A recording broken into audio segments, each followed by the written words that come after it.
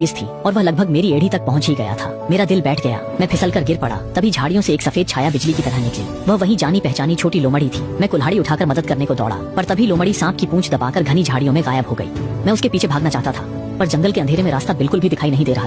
तभी ठंडी हवा के साथ एक जानी पहचानी अजीब सी खुशबू आई। वह उस छोटी लोमड़ी की ही खुशबू थी।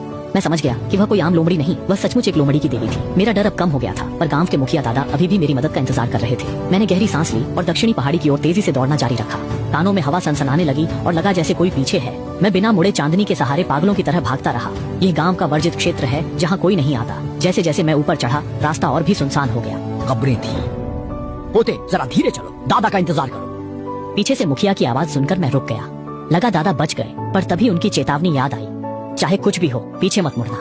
वह आवाज पास आती गई और मुझे अपनी गर्दन पर ठंडी सांसें महसूस होने लगी। मुड़कर देखो, दादा को देख लो ना। मैं पागलों की तरह भागते हुए एक सुनसान कब्रिस्तान जा पहुंचा। तभी अचानक चांदनी की रोशनी में मुझे कब्र पर बैठी एक सफेद आकृति दिखी, जो लकड़ी की टूटी कंघी से अपने जमीन तक लटकते लंबे बालों को बार बार संवार रही थी। भाई साहब, भाई देखो मेरे ये बाल कितने सुंदर है ना?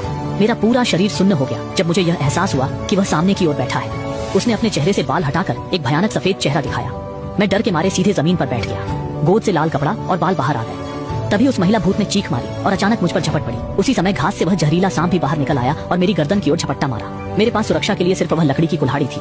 मैं निराशा में डूब गया। तभी जमीन पर गिरा लाल कपड़ा लाल रोशनी से चमकने लगा और बालों का गुच्छा नीला धुआं बनकर आसमान की ओर उड़ गया। ऐसा लगा जैसे समय थम गया हो। हवा में झपटती वह महिला भूत किसी अदृश्य दीवार से टकरा गई और एक दर्दनाक चीख के साथ काली धुआं बनकर वापस कब्र में समा गई। वहीं वह जहरीला सांप जैसे लकवे का शिकार हो गया हो, जमीन पर बेदम पड़ा रहा। उसमें हिलने या भागने की जरा भी हिम्मत नहीं बची थी। मैं अभी डरावने हादसे से उबर भी नहीं पाया था कि कब्रिस्तान में ठंडी हवा के साथ भारी और लयबद्ध नगाड़े की आवाज गूंजने लगी। आसमान से सफेद कागज के पैसे बर्फ की तरह गिरने लगे। घने अंधेरे जंगल में